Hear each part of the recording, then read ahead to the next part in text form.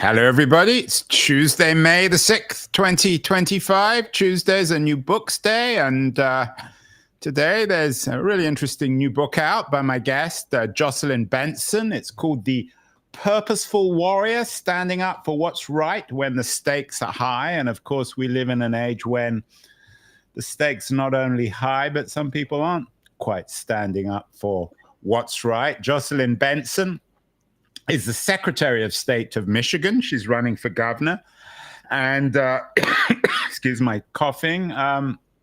She has historically stood up for what's right in Michigan. She got into an unfortunate spat with a certain Donald Trump a couple of years ago in Michigan. She was on Morning Joe this morning, and I'm absolutely honored and thrilled that Jocelyn is joining us today. The Purposeful Warrior, Jocelyn, you're in New York City, perhaps the home of purposeful warrior-ing. What exactly is a purposeful warrior? Well, to me, a purposeful warrior is someone who's a fighter, but someone who fights with focus. I mean, purpose gives us focus.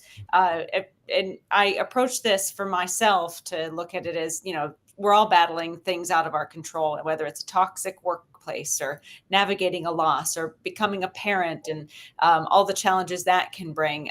But we always have a choice to keep fighting, to keep going, no matter what life throws at us. But the idea of being a purposeful warrior is to engage in that fight with a focus, to not get distracted by the hour-to-hour tumult or the challenges of the day or the chaos of the moment, but really to not allow us to lose the power of being able to focus on something, because we're at our best as warriors when we are focused on furthering that purpose. Warriors are, by definition, courageous, and you seem to have what some people call a profile in courage. You, in 2022, you won one of the awards, the John F. Kennedy Awards for profiles in courage. A couple of the other people who got them were Vladimir Zelensky and Liz Cheney. What did you get it for, Jocelyn? Why have you been identified as someone with courage?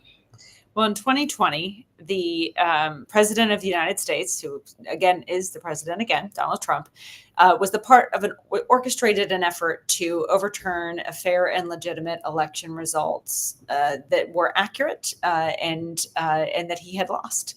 And in the light of that, my job as the chief election officer for the state of Michigan is to make sure that no matter who the people vote for, that is what rules the day. And so I stood up to a president many times throughout the year. It was harrowing, it was challenging, but it wasn't necessarily a hard choice, because at the end of the day, the oath I took was to protect the will of the people. The irony is that standing up and simply doing our job in that moment, when protecting the results of the election, meant that one night in December, armed protesters came to my home to try to force me or intimidate me into undoing those results. I talk about that at the opening of the book. But for me, it was never a question, though it was harrowing to stand up for what I believed in, to stand up for my purpose. It still enabled me to protect those results and ultimately ensure that democracy prevailed. Do you think that you deserve to be listed alongside Zelensky, for example? Of course not. These are incredible people who are stalwarts of courage and defenders of democracy. I'm honored to just be mentioned in the same breath as them. And it was an incredible evening to be honored in the same lens as them.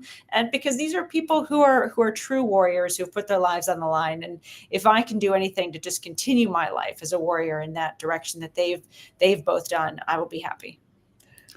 Rather than a purposeful warrior, might another way to describe you be an accidental warrior? After all, as you suggested, you're just standing up. It was just given that the vote was right, and you were simply underlining that it was right. And then some crazies came along and challenged you and tried to intimidate you. Yeah, we all have that opportunity to be accidental warriors in times of great tumult. But at the same time, I thought that as well. I realized, and particularly in the course of telling my story and writing this book, that my courage muscle wasn't really formed in that one moment when all the eyes of the nation were on me, and to see if I would do anything to bend the knee to this wannabe dictator. Instead, it actually started when I was 20 years old in Alabama, where I moved after college to investigate extremist organizations, white supremacist and neo-Nazi organizations. And it was this moment in South Carolina. I was all alone in a hotel room, and I had just spent the day doing undercover work, tracking these individuals claiming to be the reincarnation of Hitler.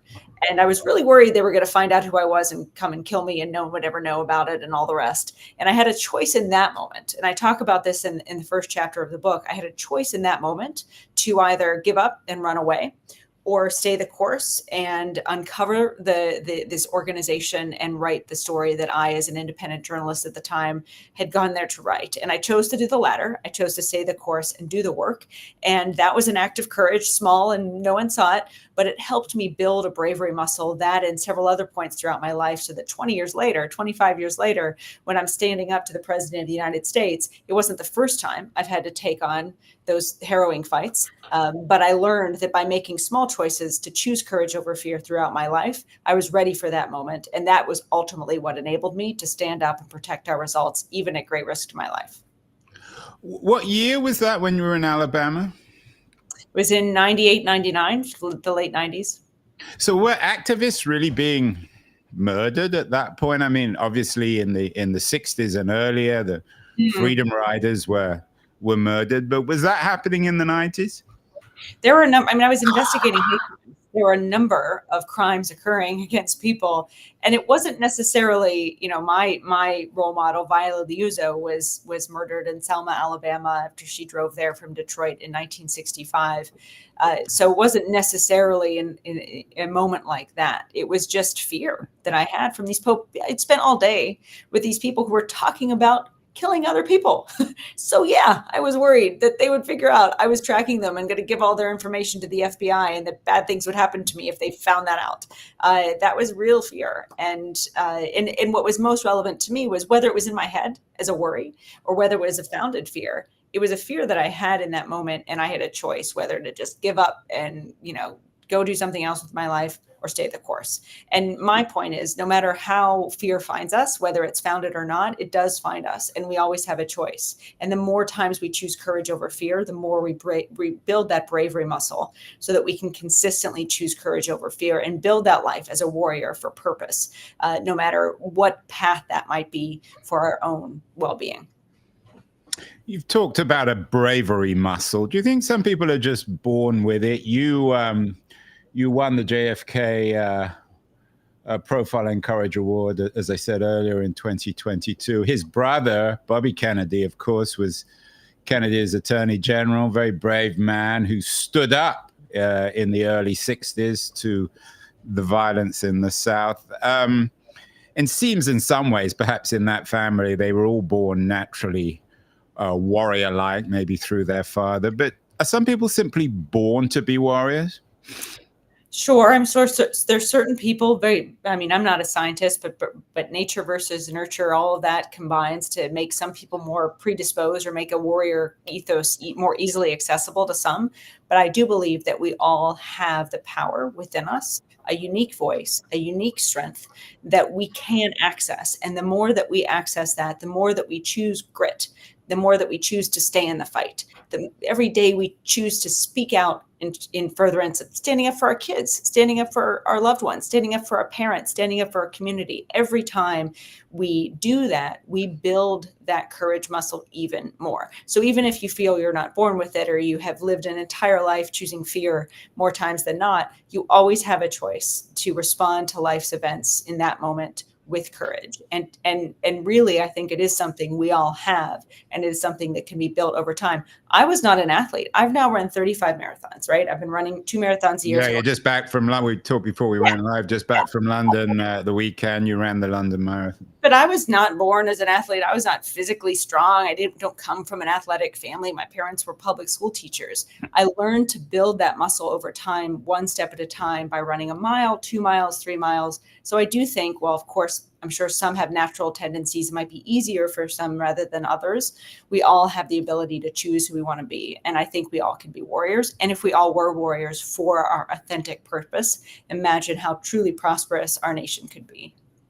Do you think being a warrior is an essential feature of civic virtue, of civic education? We've done lots of shows on that civic quality, something that Alexis de Tocqueville noted when he visited America in the 19th century, perhaps the defining quality of American democracy.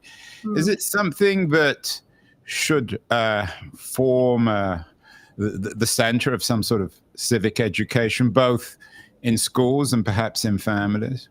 Yeah, I think so. I think engagement is the key, to not check out, to not look away, to not give up. I mean, that's really the hook, but to do so and then be a warrior for what you believe in. And that, again, could mean small acts of courage, standing up for someone you see being bullied, even when no one else is looking, reaching out to a friend and saying, how are you doing? Because you care about their health situation and you're a warrior for fighting Alzheimer's or other types of afflictions. So it could take many forms, being a warrior, but I think it's predicated on being engaged and being willing to stay attuned to a particular fight, to a particular issue, and not looking away, even if times are hard or if it feels like it'd be much easier to just give up and walk away. Engagement, connection, and then being a warrior, to me, is how we create a healthy democracy and society.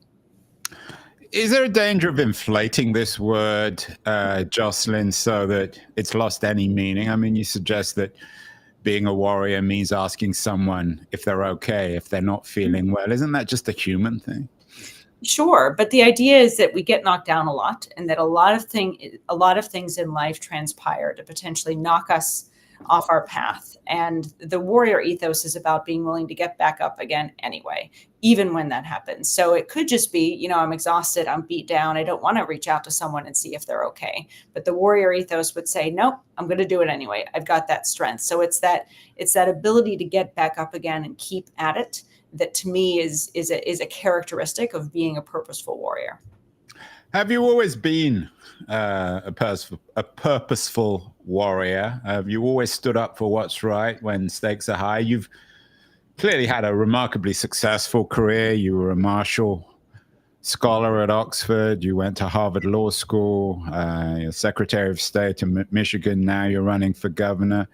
But when did you begin to recognize this purposeful warrior side of your life, of your personality?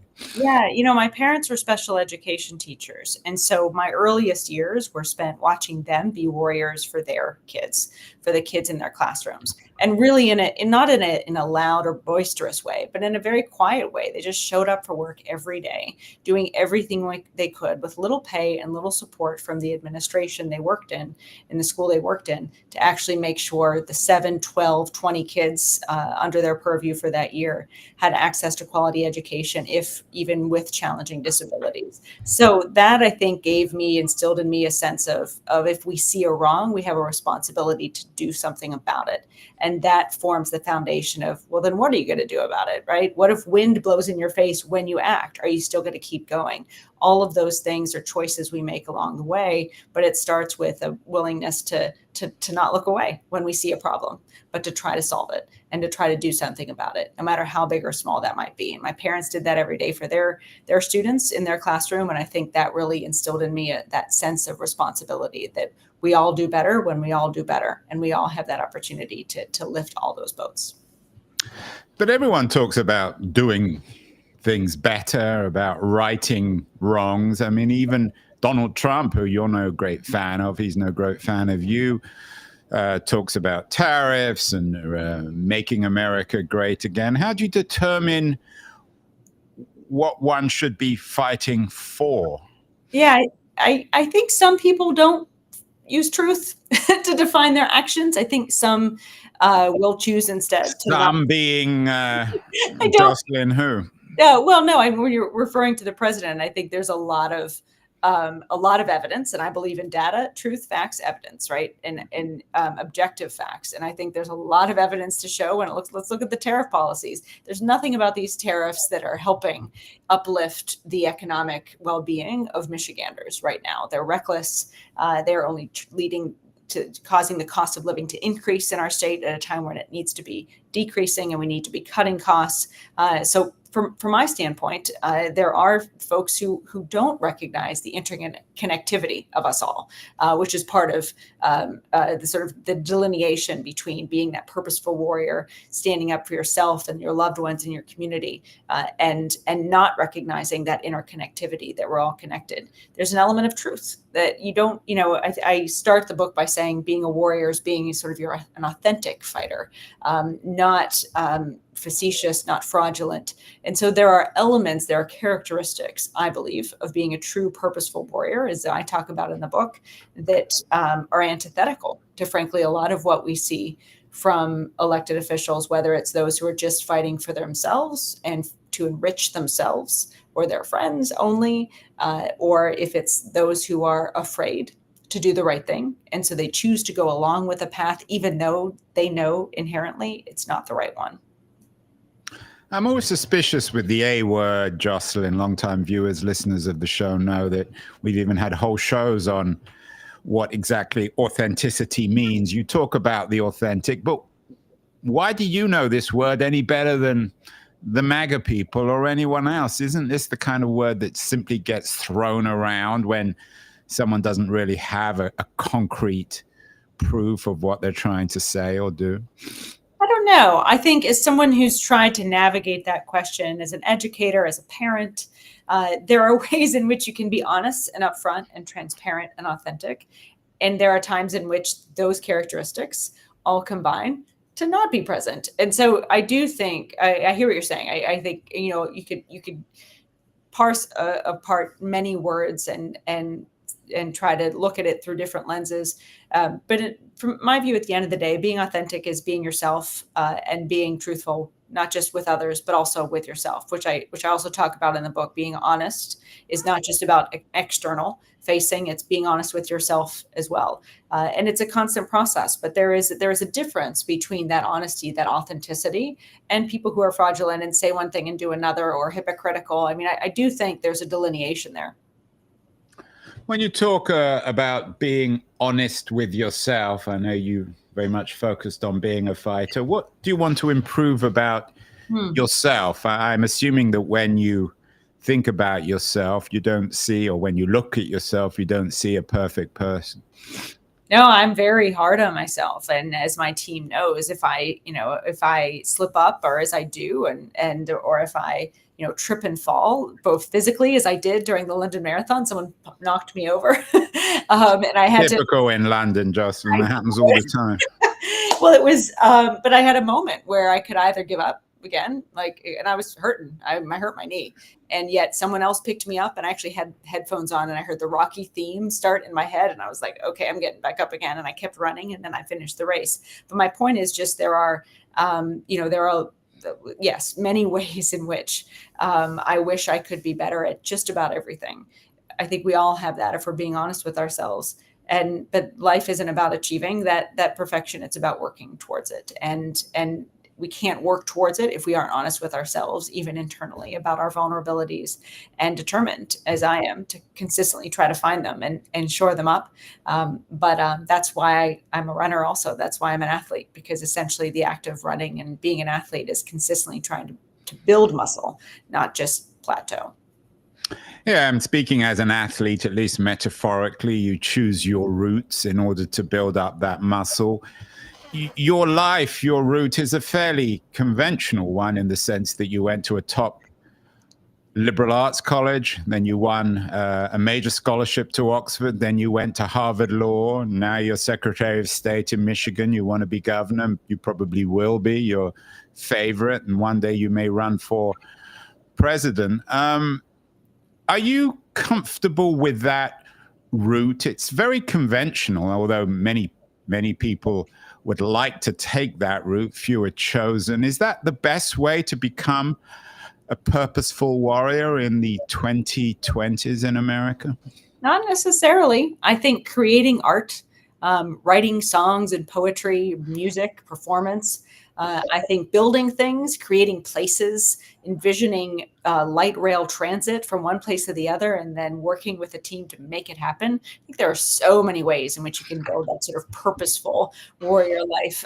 This has been my path, in part, frankly, because I'm very impatient, and I do believe that government service is a way to do well for many people, but also efficiently and effectively. The resources of government and its ability to do right by people is, in my view, unmatched. And so that's why I love what I do, but it's not without its very serious flaws. Democracy and governance is a very broken system right now in America, which also spurs me on to really want to try to fix the institutions that I believe in.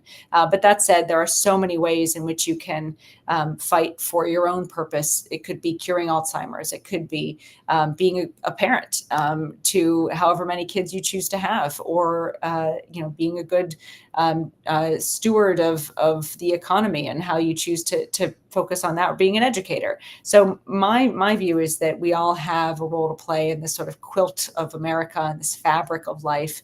And there are a lot of things that do try to put us into one path, maybe a more conventional path. Be a lawyer, be an elected official, be a doctor. And my hope is that people don't take a conventional path, but take a path that's true to them, however that manifests itself. Certainly for me, my first step out of college was to move to Alabama and investigate white supremacist organizations undercover. Not a conventional move, but at the same time, again, you could sort of define things differently. And the biggest thing is only we know the path that is best for us, and it's up to us to figure that out. You describe yourself as impatient. Are you ambitious? Oh yeah. I mean, in that I'm impatient and I want to get things done in a significant way. I don't want to just make piecemeal change. I want systemic change to promote and enable a more fair world for folks. And so my ambitions are rooted in wanting to see a better world and seeing how far we have to go to get there, and wanting to at least get significantly along that path to a better, more equitable, and more just society in my lifetime. I mean, you talk about ambition in this social sense, but I'm guessing there must be some personal element. You must get a thrill, a high out of winning one way or the other. You're a runner, so you're always competing. Can one, as a purposeful warrior, also have an ego? Well, I think it's all about how you define success and define yourself. And I think it's good to have ambitions or ego towards results. And I talk about being mission driven in the book. And what is mission driven? Well, ultimately your mission, when it's best situated, in my view, is when your mission has a positive impact on others. And so in my view, that's the impatience, that's the ambition to try to move in that direction. It's not so much wanting a particular title. In fact, when I went into college and sort of was beginning my career, yes, I very much thought, oh, I need this title or that role or that position. But as I got further along, and this led to my decision to just go deep into the deep South and do investigative work, I realized the work is what matters, not the name, not the title, not the position. And so I've always tried to do as much work as I can and say, how can I pound for pound have the greatest impact on the work that I care about and the work that I want to do and the people I want to serve and help. And if there are titles along the way that help us there, great. But I'm chasing the work, not the title. You talked about art having meaning. Another very prominent Democratic female politician, Kamala Harris, talked about art having the power to shape the conversation. She just made an appearance at the Met Gala a couple of days ago. What's your take, Jocelyn, on what some people see as a lack of direction on the part of the Democratic Party in terms of making sense of what's happening in America in 2025, and particularly in the wake of, and I don't mean this just as a critique of Harris, but more broadly of the Democrats, of Harris's failed campaign against Trump last year? Well, I think that specific campaign had unique challenges and everything that transpired in the last 100 to 150 days. And the challenge that a new candidate, though she was the vice president, still a new candidate had in introducing herself to the country. I know I saw that firsthand in Michigan. To many people, Trump was a known quantity, even if they didn't fully love everything about him. And to many people, Kamala Harris was an unknown quantity, and there was so little time to sort of figure out who to trust.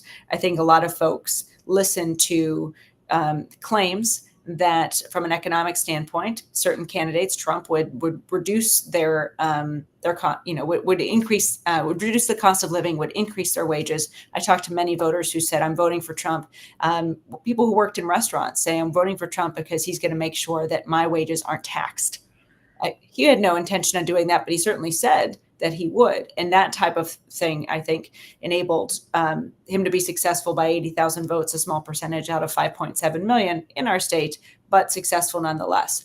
All that to say is, from my standpoint, Democrats need to talk less and listen more. And I've been going all around the state having listening conversations with folks. And what's been illuminative to me is how much people, whether they call themselves Democrats or independents or Republicans or anywhere in between, just want government to make their lives easier, to help save them time, to help save them money, and to make housing more affordable in their communities. They see the cost of childcare going up, and they can't even find a quality facility to send their kid. They see our education system falling into the bottom 10 in the country and not in the top 10. All of these things that people hope to see results from, and Democrats claiming they're going to deliver these results. And then when those results aren't delivered, trust is broken and people disengage from the system and stop believing Democrats can really do anything to improve their lives. So that's the hole we find ourselves in. But, that's why I'm running for governor in Michigan, because I've actually delivered. I've reformed the DMV, the Department of Motor Vehicles, which is, a poster child for government ineptitude and inefficiency. We've made it one of the most efficiently well-run agencies in the country. So I want to rebuild that trust. I want to demonstrate Democrats can solve problems and deliver. And I think when you look at the best leaders around the country, be they Democrats or Republicans, they're ones that actually make people's lives better and deliver those results. Jocelyn, I'm talking to you from San Francisco, where I live on the West Coast, Silicon Valley, of course. Perhaps our best known figure still is Steve Jobs. He always said that he never listened to what people wanted, because if he did, the products would always be inferior. So when he produced the iPhone, perhaps his greatest of all achievements, and he had many great achievements, he gave the world what he thought it wanted. And of course, he was correct.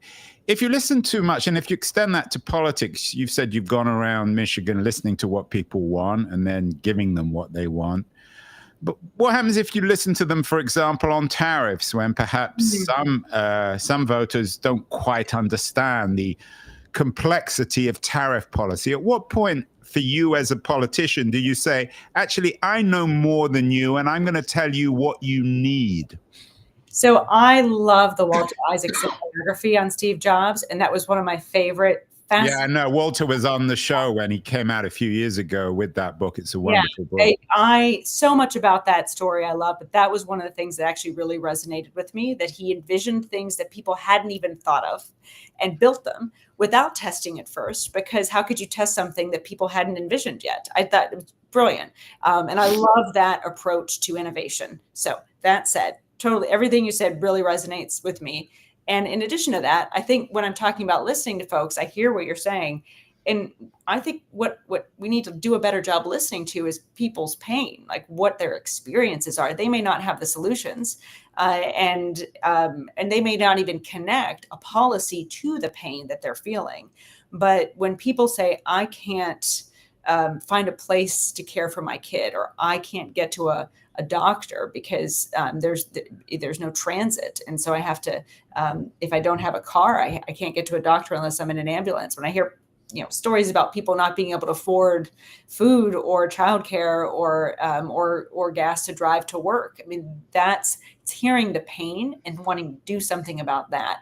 I don't think we should necessarily expect everyone to come to us that we talk to with the solutions. That's kind of our job to figure out with experts and people who spend a lot of time trying to solve these problems, bringing them into the equation as well. But it's hearing the struggles that people are having and committing to actually move the needle and do something about them to alleviate those struggles. That's the job. And to me, at least, that's what I want to do. And that's what I feel like when you see pain and you hear pain and there's no change happening, then yeah, people are going to check out because, why should I continue voting if nothing's going to ever get better? I hear that and I get that. And we've got to do better to restore that trust that people can trust us to make things better. Why is there so little trust in politicians, elected politicians like yourself these days, not just in Michigan, but around the country, both on the left and the right? And it seems as if people have perhaps even less trust in the Democrats than they do in Republicans, which is quite an achievement. Yeah, I think it's just inaction and stagnancy and a lot of noise, a lot of rhetoric, a lot of claims that someone is bad when they're not and they're good when they're not, just a lot of noise and rhetoric. And at the same time, not a lot of action, not a lot of change that moves the needle in the right direction. So all of that combines to make people disengage and want to check out. And that's not necessarily only this moment, but all of those things are particularly heightened in this moment. And I think there's lots of ways in which how people get their information, particularly on social media, that has really exacerbated all of that mistrust and rhetoric and noise. And that's one of the biggest challenges of this moment that is new to this era. How do we make sure people can find access to trustworthy information in an era where social media makes that and algorithms and all the rest make it increasingly difficult to do so?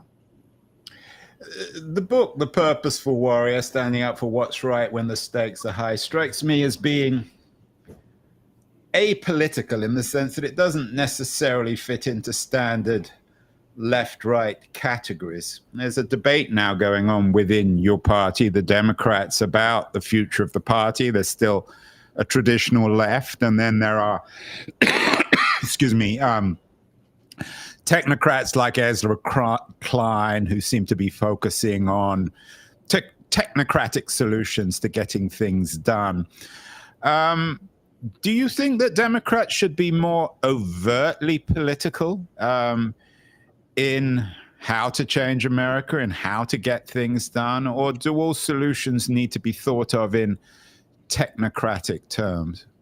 I really like, the abundance, the school of thought that Ezra Klein and others are talking a great deal about right now, this idea of envisioning where we want to go and actually building an actionable plan to get there. I think doing that and moving things along, getting things done, also isn't necessarily one party's responsibility or fully able to do independently. I believe strongly that no one party has all of the solutions. That the beauty of democracy in states like ours in Michigan is that people can work together to come up with the best solution, weighing multiple different perspectives in a kind of diverse, a democracy as we find ourselves in. So to me, there's a benefit in having lots of voices at the table, not just Democrats, and everyone coming together, coming up with the best solution, and then making a plan to get it done. So much of this noisy, divisive environment and politics makes it really hard for that ideal to transpire. But that's the ideal, in my view. And I believe that Democrats, especially in this moment where Republicans have more or less gone full MAGA, Democrats are the ones who can lead us there. But it has to be in a collaborative way where we're engaging independents and apolitical people and other experts who may not align with the Democratic Party, but similarly have really good ideas and should be heard and a part of the conversation. That's how we get to the best overall solution, I believe. And interestingly, I very intentionally wrote this book, both, again, clearly from my perspective and having to stand up to Donald Trump and all of that, but very much trying to say, even if you don't agree with me politically, you should still be a warrior for what you believe in. We're all better when people are warriors for their authentic selves, for their purpose that they feel is mostly uniquely theirs. Because even if we completely disagree on something, I very much want to see a society where everyone is engaged and connected and trying to work through these problems together, because that's our best shot at getting to the best solution.